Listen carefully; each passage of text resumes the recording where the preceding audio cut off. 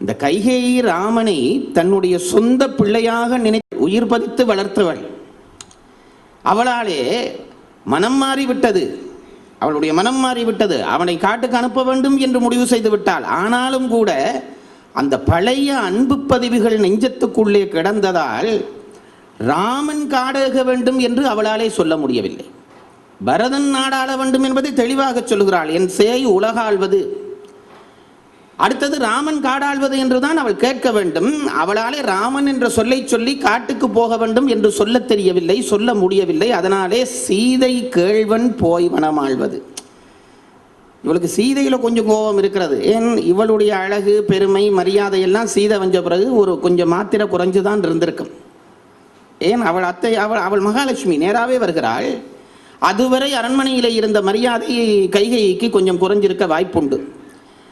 அதனாலே பொதுவாக மருமகளுக்கு இருக்கிற அந்த மருமகள் மேல் வருகக்கூடிய அந்த கோபம் இதெல்லாம் சேர்ந்து ராமன் காட்டுக்கு போக வேண்டும் என்று சொல்லவில்லை, சீதை கேள்வன் போய் வனமாள்வது.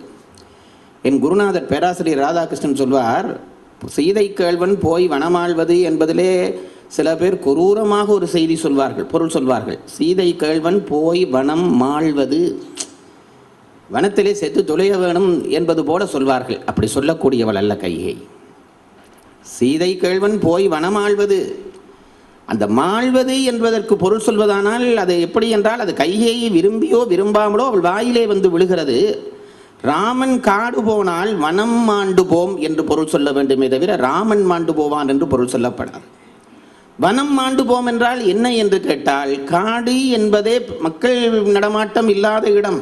ராமன் போன உடனே போன இடமெல்லாம் அது காடாக இல்லாமல் நாடாக மாறிற்று. புற்றுடைய காடெல்லாம் நாடாகி போகும் என்றே என்பான் கம்பன். ராமன் போக போக அவனை சூழ்ந்து ஒரு கூட்டம் போய்கொண்டே இருந்தது. ஆகவே அவன் போன இடத்திலே காட்டினுடைய இயல்பு மாண்டது. ஆகவே வனம் மாள்வது என்று பொருள் சொல்ல வேண்டுமே தவிர ராமன் மாள்வது என்று பொருள் சொல்லக்கூடாது என்று என் குருநாதர் சொல்வார்.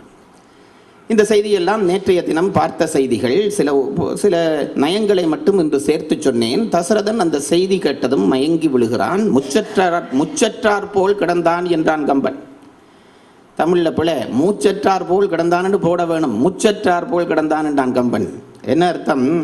ஒரு பேராசிரியர் பேசுகிற பொழுது சொன்னார், மூச்சு குறைஞ்சு போச்சு, முச்சாயிட்டுது என்றார். பாட்டிலே வரவுற பொழுது எதுகைக்காக மூச்சை முச்சுண்டு போடுறான் கம்பன். அதுக்கு நயம் சொல்லுகிறார்கள், மூச்சு நீளமாக விட்டான் மூச்சு, இப்போ இது சொன்னோன்னே மூச்சு குறைஞ்சு போச்சு, மூச்சு முச்சாயிட்டது, கம்பனும் அதை மூணாவா போட்டுட்டான் என்றார்கள். இப்பொழுது விழுந்து கிடக்கிற தசரதன் மெல்ல நிமிர்கிறான். கைகேயினுடைய மனதை யாரோ வஞ்சனை செய்து மாற்றி இருக்கிறார்கள். அவள் நல்லவள், அதில் தசரதனுக்கு உறுதியான நம்பிக்கை இருந்திருக்கும் போல் இருக்கிறது. ஆகவே அவளுக்கு போதிய புத்திகளை சொல்லி அவளை நல்லவளாக்க வேண்டும் என்று எழுந்தான். கைகேயின் கைபிடித்தான். பெண்ணே, நீ இப்படியெல்லாம் பேச மாட்டாய், இன்றைக்கு பேசுகிறாய் என்றால் உனக்கு யாரோ உன் மனதிலே தீமையை கலந்திருக்கிறார்கள், நஞ்சை ஊட்டி இருக்கிறார்கள். யார் அப்படி செய்தவர்கள்? அந்த எண்ணத்தை மறந்துவிடு என்று கெஞ்சி பார்த்தான். கையை அசைகிறாள் இல்லை. அவள் சொன்னால், என்னை யாரும் மாற்றவில்லை, யாரும் மாற்றவும் முடியாது, நானாக கேட்கிறேன், நான் கேட்ட வரத்தை தரப்போகிறீர்களா இல்லையா? அதுவரை மென்மையின் இருப்பிடமாக இருந்தவள் திண்மையின் இடமாக மாறிப்போய் கிடந்து உறுதிபட பேசுகிறாள்.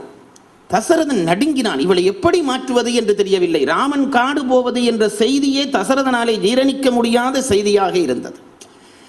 ஏதாவது சொல்லி இவளை சாந்தப்படுத்த வேண்டும் என்று எத்தனையோ சமாதானம் செய்தான், முடியவில்லை. நிறைவாக கைகையை பார்க்கிறான்.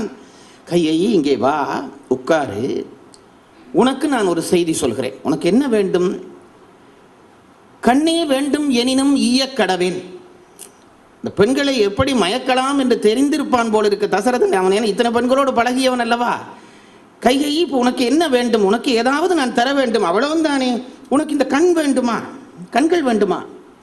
கண்ணே வேண்டும் எனினும் ஈயக்கடவேன், உடனே தந்து விடுவேன். அது ஒரு பெரிய பொருள் அல்ல. உனக்கு கண் வேண்டுமா? என்னுடைய கண்கள் வேண்டுமானால் கேள், கண்களை தருகிறேன். என் உள்நேர் ஆவி வேண்டும் எனினும், அப்படி கண் வேண்டாம் என்று நினைத்து என் உயிரை கேட்கப் போகிறாயா? அதே நடி நீ திருப்பி கேட்க வேண்டும். அந்த உயிரை நீ திருப்பி கேட்க வேண்டிய அவசியமே இல்லை. அந்த உயிர் ஏற்கனவே நான் உனக்கு தந்து விட்டேனே, அது உனதன்றோ? என் உள்நேர் ஆவி வேண்டும் எனினும் அது உனதன்றோ? சொல்லிட்டு சொன்னான், பெண்ணே, கூப்பிடுறான் திருப்பி, பெண்ணே, வன்மை கேகே என் மானே. பெண்களை புகழ்ந்து சொன்னார், அவர்களுக்கு பிடிக்கும். கோபம் பெற நேரத்திலையும் கோபத்தை குறைப்பதற்கு அது ஒரு உத்தி. பெண்ணே, வன்மை கேகே என் மானே, எப்படிப்பட்டவர் உங்க அப்பா? கொடையிலே வல்லவர். வன்மை என்றால் கொடை வன்மையை குறிக்கிறது. வன்மை கேகேயன் மானே, நீ எப்படிப்பட்டவள்? மான் போன்றவள் அல்லவா? கேகேயன் மகள் அல்லவா? அப்படி கொடை மிகுந்த கேகேயனுடைய மகளாகிய நீ நான் கேட்கிறதை தராமல் விடுவாயா? அந்த பொருள் வர வேண்டும் என்றே வன்மை கேகேயன் மானே, மண்ணே கொள். இப்போ உனக்கு என்ன வேணும்? பரதன் நாடாள வேண்டும், அவ்வளவும் தானே. தந்துட்டேன், இன்றைக்கே முடிசூட்டி விடலாம். மண்ணே கொள். கையை கொஞ்சம் சிரிச்சிருப்பால் போல இருக்குது சொன்னோன்னே. அப்போ தந்துட்டாருன்னு மெல்ல சிரிச்சுட்டு பிறகு சொன்னான் தசரதன், இந்த இன்னொன்று கேட்டாயே, 2வது வரம். ஏய வரங்கள் 2ல் ஒன்றினால் என் சேய் உலகாள்வது. தந்துட்டேன். மண்ணியக்கோள், உனக்கு இந்த நாடு தானே வேண்டும், தாராளமாக தருகிறேன். நீயும் உன் பிள்ளையும் வைத்து ஆண்டு கொள்ளுங்கள், அவனும் என் பிள்ளை தானே. மண்ணியக்கோள். ஆனால் இந்த இன்னொன்று சொன்னாய் பாறை. இந்த தசரத கம்பன் பண்ணுகிற நுட்பங்கள் புலவர்களுக்கு இந்த கட்டித்தனம் ரொம்ப நல்லா வரும். என்ன சொல்லுகிறான் புலவன் கம்பன்? மண்ணியக்கோள், ராமனை காடு போக வேண்டும் என்று சொன்னாயே, அந்த வரத்தை மட்டும் மறந்து போ. இப்படித்தான் சொல்லி இருக்க வேண்டும். ஆனால் தசரதனாலே ராமனை காட்டுக்கு அனுப்புதல் என்ற சொல்லை கூட சொல்ல முடியவில்லை. எவ்வளவு பாசம் வைத்திருப்பான் நினைத்து பாருங்க. ராமனை காட்டுக்கு அனுப்புகிறதாக ஒரு வரம் கேட்டாயே என்று சொல்லுகிற பொழுது சொல்லளவில் ராமனை காட்டுக்கு அனுப்பியாச்சே.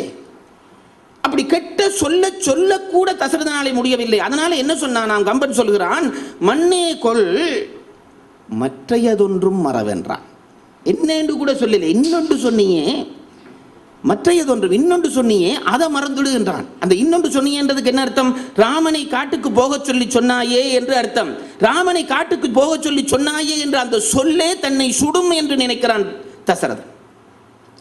இது பெரும்புலவர்களுக்கு மட்டுமே கைவருகிற காட்சி. நாங்களெல்லாம் நினைச்சும் பார்க்க முடியாது.